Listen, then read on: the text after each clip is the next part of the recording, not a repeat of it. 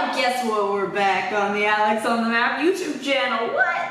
It's back. It's happening.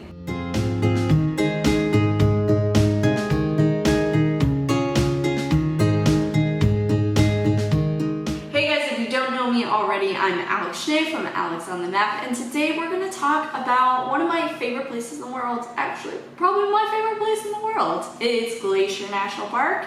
We're going to talk about the things you need to know before you go, because honestly, this year, next year, it's probably all going to be a mess, let's be real. Before we get started, I want to make sure that I'm in your feed, you're in my feed, we all know each other, so feel free to hit the subscribe button and, check in every now and then, because I will be updating you on national parks, outdoors, and more.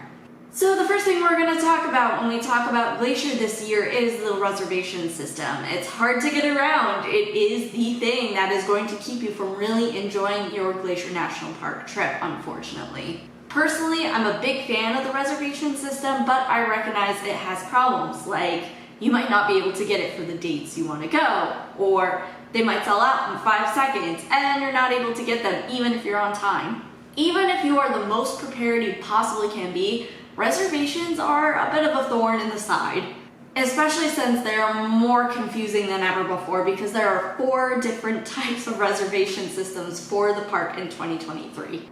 I'll keep you updated on that, and you can always check out my TikTok channel where I break these things down. You can get an idea of what you'll need, when you'll need, and how you're going to get those reservations in time. So I will go into this in a little more depth in this video, but I will also release another video explicitly talking about the reservation systems because I do think that's really important, and the details are a lot to cover in this video. Plus, I want to make sure we talk about the other things you're going to want to know about Glacier before you go. So when it comes to reservations, you're going to want to plan several months in advance, and I'm going to be honest, it's February. A lot of those tickets have already sold out for June. That means you're going to want to be checking the recreation.gov website on a regular basis or know exactly which dates you'll need in order to get those reservations on time. If you have any other questions about reservations in national parks this year, because it is different than it was the year before, I'm also going to have a guide in my description below that you can download for free that will go over the entire reservation process for each park. That being said, and reservations being said, planning far in advance is more important than ever before. You're going to want to book your tours, accommodations, and probably restaurant reservations, especially if you're staying in Whitefish, well before you go. I recommend at least 3 months before your trip, and farther, even better. With so many people headed to the park, that means there are going to be more crowds, and the reservation system is meant to kind of curtail some of that, but it's still going to be crazy. I was in the park last year, even with the reservation system, it was a madhouse. So you're going to have to pack your patience. This means accepting that you might not get a parking space immediately and that you might have to wait. Or you might have to check out another landmark area of the park you want to see and then come back, especially if it's a trailhead, because there is super limited parking in Glacier National Park. You're also going to want to keep in mind that the weather changes in Glacier National Park a lot.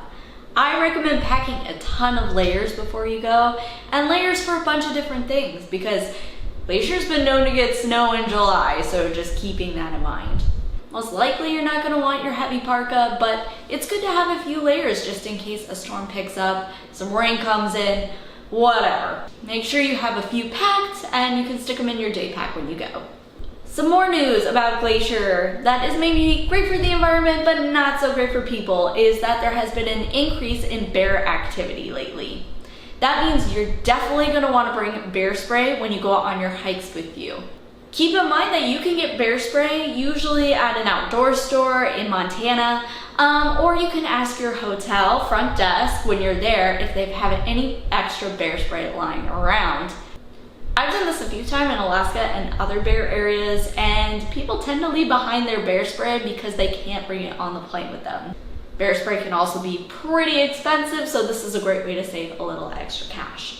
You're also going to want to know how to use your bear spray, so I'll be sharing that on my Instagram channel just to give you an idea of how to use it if you actually interact with the bear, because trust me, it's not fun. Finally, a very important part of visiting our national parks and other outdoor spaces is leave no trace. I am very fond of Leave No Trace principles, and I think it's really important to know this education before you go into some of these spots. I will be linking the Leave No Trace website below so you can check them out yourself, but most of the rules are just leave things how you found them, which sounds easy, but maybe isn't as easy in practice or if you haven't spent a lot of time in outdoor spaces. I really encourage you to check this out because this leaves our parks and other outdoor spaces available for future generations, which is really important. If all of this seems super overwhelming, which it totally can, I also offer custom itineraries for those headed to national parks. I will be linking to that below, but these custom itineraries just basically go over where to eat, where to stay, what to do within the period and budget of time that you have. Thanks for watching this video. I'll be posting more videos on Glacier, so make sure to subscribe and continue to check out the channel on a regular basis.